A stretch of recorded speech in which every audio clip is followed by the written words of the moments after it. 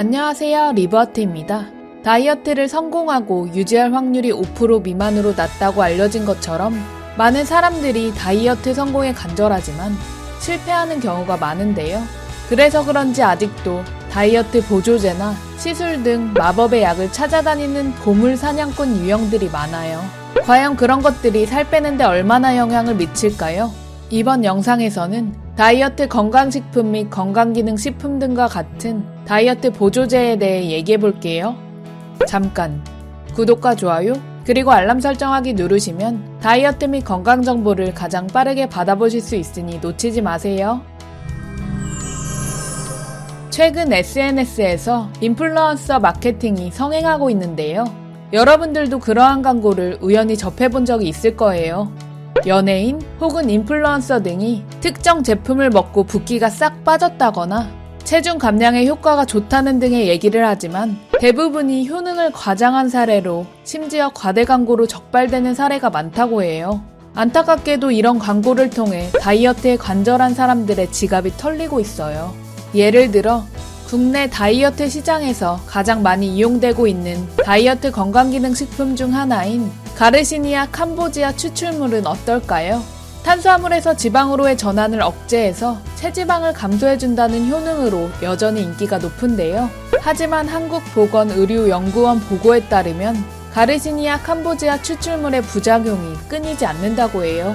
부작용 증상으로는 두통, 위장장애, 피부 트러블, 발한, 혈압 상승, 저혈당증, 메스꺼움 구토, 현기증, 설사나 변비, 방광염, 불안, 신경과민, 수면장애 등이 나타날 수 있고 더 심각하게는 급성 간염 같은 간 기능 이상, 급성 심근염, 심장 빈맥과 같은 심장질환, 그리고 근육이 녹아드는 질환인 횡문근 융해증도 보고된 바가 있다고 해요. 때문에 만약 가르시니아 캄보지아 추출물을 먹을 경우 1일 섭취량 6g을 초과해서 먹지 않는 게 중요하다고 하는데요. 제 의견을 밝히자면 굳이 먹지 않았으면 해요.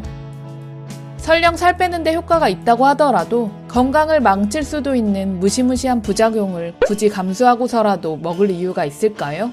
누군가는 부작용 확률이 낮다고 반박할 수도 있지만 그 확률에 내가 속해서 건강을 잃어도 정말 괜찮을까요? 그리고 만약 습관이 바뀌지 않는 채 얼마간 알약을 먹고 살을 빼면 과연 유지가 될 거라고 생각하세요? 그렇다면 지방분해 주사는 어떨까요?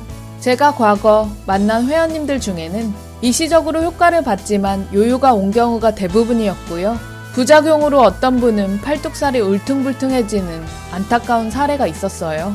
추가적으로 식약처에서 기능성과 안정성 인증을 받았다고 하는 다른 다양한 건강기능식품 역시 효과가 없거나 부작용이 따르는 제품들도 많다고 해요. 식약처 심사가 까다롭지 않기 때문에 무조건적으로 믿을 수 없는 게 현실이라고 하네요. 그리고 불편한 진실 하나 더 말씀드리자면 예쁘고 날씬한 연예인들이 늘 다이어트 제품 광고에 등장하잖아요. 마치 그 제품을 먹으면 나도 저 연예인처럼 날씬해질 것 같은 느낌이 들지만 그 연예인은 그 제품을 먹고 살을 뺀 게 결코 아니라는 거예요. 원래부터 예뻤거나 철저한 자기관리를 통해 날씬함을 유지하는 거잖아요. 광고의 본연의 의도처럼 그 연예인의 이미지와 제품의 효능을 동일시시키면 안 돼요. 다이어트 제품에 사용하는 돈, 이제는 건강한 식재료와 먹거리를 사는데 사용하세요. 아니면 다른 의미 있는 경험을 하는데 사용하거나 저축하셔도 되고요. 각종 질문이나 의견 등은 댓글로 남겨주세요. 다이어트 제품을 먹어본 사례가 있다면 경험을 나눠주셔도 좋고요. 공유하기 버튼 눌러서 리버트 정보를 전해주세요. 리버트 식구들 정말 고맙고 사랑합니다. 당신이 최고예요. 우리 존재 화이팅!